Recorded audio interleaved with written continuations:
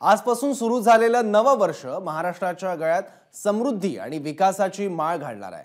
कारण यंदा अनेक प्रकल्पांचं उद्घाटन होऊन ते नागरिकांच्या सेवेत येणार आहेत, तर अनेक नव्या प्रकल्पांचा शुभारंभ होऊन राज्याच्या विकासाची पायाभरणी होणार आहे। मुंबई पुणे एक्सप्रेसवेवरील मिसिंग लिंक प्रकल्प यामधील सर्वात महत्त्वाच्या प्रकल्पांपैकी एक आहे।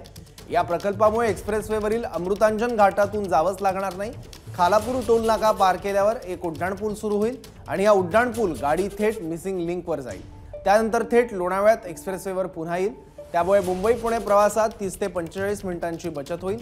त्याचसोबत समृद्धी महामार्ग, मुंबई गोवा महामार्ग, बुलेट ट्रेनसह अनेक प्रकल्पांना गती मिळणार आहे। त्यामुळे निर्णय गतिमान, महाराष्ट्र वेगवान हे सरकारचं ब्रीदवाक्य खऱ्या अर्थाने वेगाच्या महामार्गावर पोहोचेल आणि महाराष्ट्राला विकासाच्या रथावर आरूढ होता येईल हे नक्की।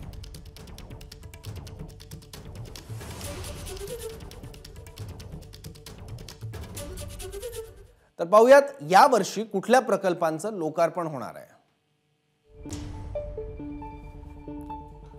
मुंबई पुणे मिसिंग लिंक स्वरूप आहे एक्सप्रेसवेवरील घाटाचा टप्पा डिलीट होणार। खर्च आहे यासाठी 6600 कोटी।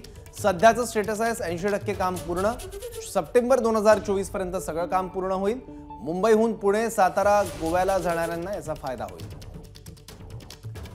समृद्धी महामार्गाचा उर्वरित टप्पा म्हणजे भरवीर ते आमनेगाव टप्पा यासाठी खर्च एकूण 55,000 कोटींचा येतोय। 60 ते 70% काम पूर्ण झालंय। जुलै 2024 पर्यंत हे काम पूर्ण होईल। मुंबईतून मराठवाडा आणि नागपूरला जाणाऱ्यांना याचा फायदा होईल। मुंबई गोवा महामार्ग चौपदरीकरण मुंबई आणि सिंधुदुर्गला जोडणारा महामार्ग आहे। 14,745 कोटींचा खर्च यासाठी येतोय। 90 ते 95% काम पूर्ण झालंय। फेब्रुवारी मार्च 2024 पर्यंत हा पूर्ण होईल।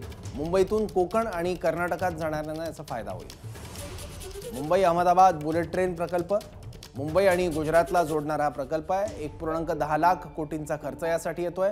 महाराष्ट्रातलं भूसंपादन जवळपास पूर्ण झालंय। ऑगस्ट 2026 मध्ये हा प्रकल्प पूर्ण होईल अशी अपेक्षा आहे। व्यापारी आणि पर्यटकांना या प्रकल्पाचा फायदा होईल। मराठवाडा वॉटर ग्रिड या प्रकल्पाअंतर्गत 11 धरणं एकमेकांशी जोडली जाणार आहेत। यासाठी 40,000 कोटींचा खर्च अपेक्षित आहे। सध्याचं स्टेटस या प्रकल्पाचं ते आहे म्हणजे कागदावरच हा सध्या प्रकल्प आहे, प्रत्यक्षात काम सुरू झालेलं नाहीये। पूर्ण कधी होणार त्यामुळे त्याबाबत सुद्धा अजून अनिश्चितता आहे। 79 शहरं आणि 12,978 गावांना या प्रकल्पाचा फायदा होईल।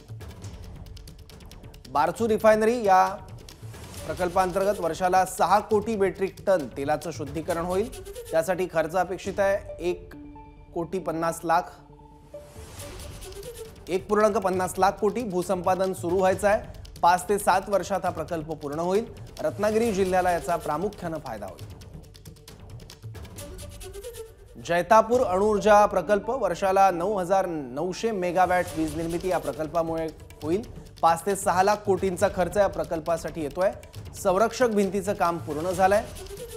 त्यामुळे प्रकल्प पूर्णतः कधी कार्यान्वित होईल याबद्दलची तारीख अजून जाहीर करण्यात आलेली नाहीये, पण विजेच्या दृष्टीने संपूर्ण महाराष्ट्राला या प्रकल्पाचा फायदा होईल। दाभोळ औष्णिक वीज प्रकल्प वर्षाला 1,967 मेगावॅटची वीज निर्मिती या प्रकल्पाअंतर्गत होणार आहे।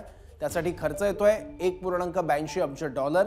वीज निर्मिती सध्या बंद आहे। कधी पूर्ण होणार याबद्दल कुठलीही माहिती नाही, पण विजेच्या दृष्टीने महाराष्ट्राला या प्रकल्पाचा फायदा होईल।